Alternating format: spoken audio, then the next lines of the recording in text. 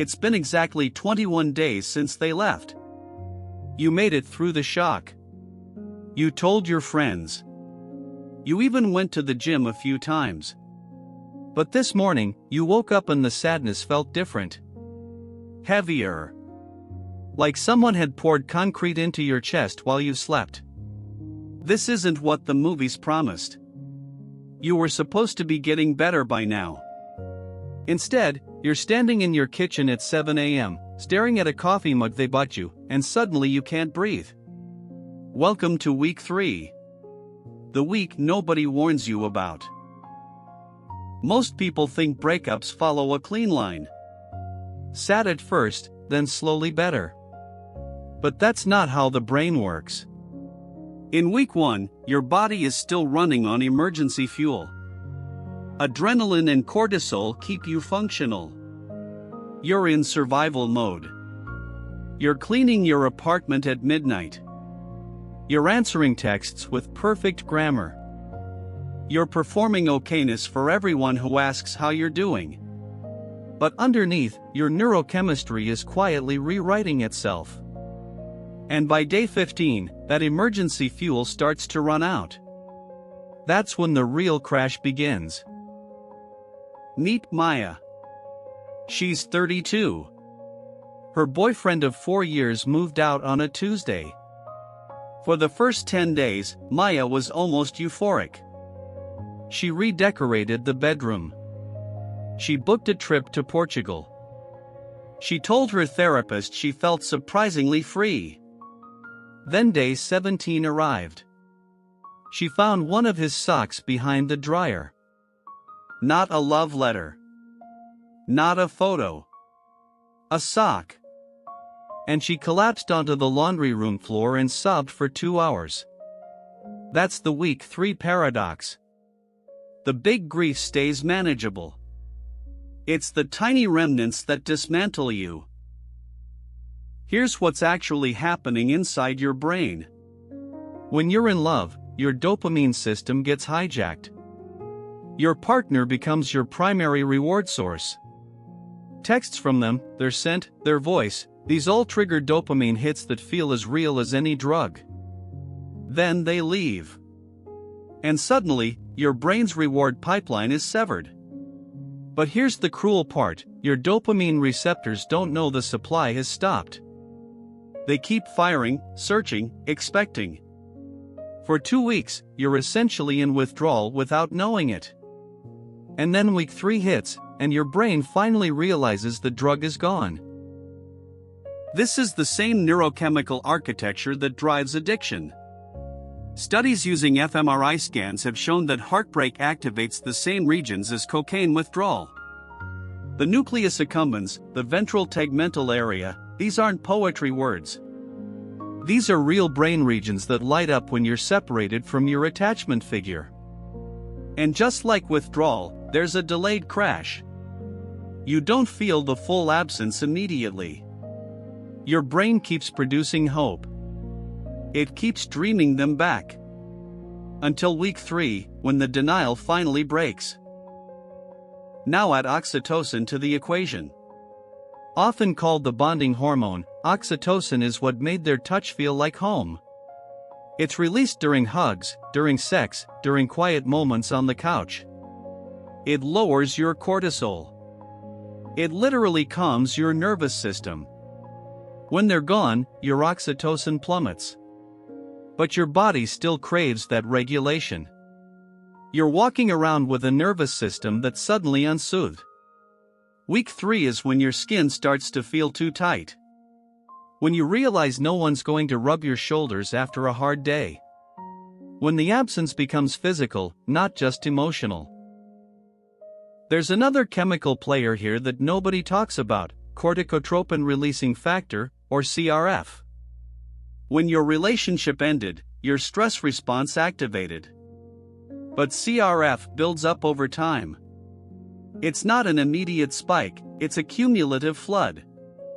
By week 3, your hippocampus, the part of the brain that forms memories and regulates emotion, is essentially swimming in stress hormones.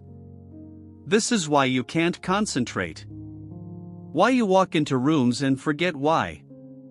Why you stare at your laptop for 20 minutes and accomplish nothing.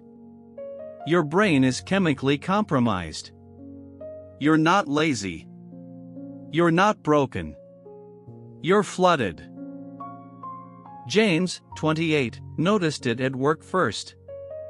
He's a software engineer. Usually sharp, quick, reliable. But in week 3, he stared at a simple function for 40 minutes and couldn't make sense of it. His manager asked if he was okay. He said he was just tired. But he wasn't tired. His prefrontal cortex, the CEO of his brain, was temporarily offline. Stress hormones had rerouted blood flow away from rational thought and toward survival instincts. He was literally incapable of his usual performance. And the shame of that incompetence made everything worse. This is where the social piece becomes brutal. By week 3, your friends are checking in less. The initial crisis has passed. People assume you're moving on. They don't know about the delayed neurochemical crash. So when you say you're struggling again, they look confused. Worse, they might say things like, "I thought you were doing better." Or, "It's been 3 weeks, maybe it's time to move on." And you start to feel like you're grieving wrong. Like your pain is an inconvenience. Like you should be over it by now. But your brain is on its own timeline. Not theirs. There's also the sleep collapse. In the first week, you might have slept badly from shock. But by week 3, something else happens. Your circadian rhythm, regulated by the hypothalamus, gets disrupted by chronic cortisol exposure. You're exhausted at 3 p.m. and wired at 2 a.m. You wake up at 4 in the morning with your heart pounding, reaching for someone who isn't there. Sleep deprivation compounds every other symptom. It makes you more emotionally reactive. It impairs your decision-making. It deepens the depression. And the worst part? You can't sleep your way out of it because your brain won't let you sleep. Then there's the memory distortion. Week 3 is when your brain starts editing the relationship. You forget the fights. You forget the loneliness of being with someone who was emotionally absent. You remember the airport pickups, the morning coffee, the way they laughed at your jokes. This isn't weakness. It's your hippocampus, stressed and flooded, defaulting to emotionally charged memories while suppressing contextual details. Your brain is trying to solve the problem of absence by making the absent person feel necessary. It's a trick. A beautiful, painful trick designed to bring them back. But they're not coming back. Maya started texting him in week 3. Nothing dramatic. Just a photo of a dog they used to joke about. A song that came on the radio. She wasn't trying to get back together, she told herself. She just wanted to feel less alone. But each text that went unanswered was another micro-rejection. Another dopamine crash. Another proof of absence. This is the trap week 3 sets.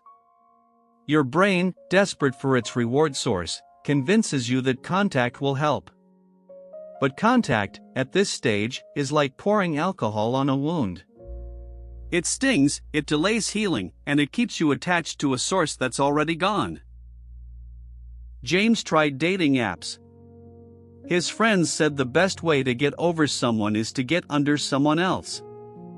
But in week 3, his attachment system was still fully activated. Every swipe felt like betrayal. Every match felt hollow. And when he did meet someone for coffee, he spent the whole time comparing her laugh to his ex's.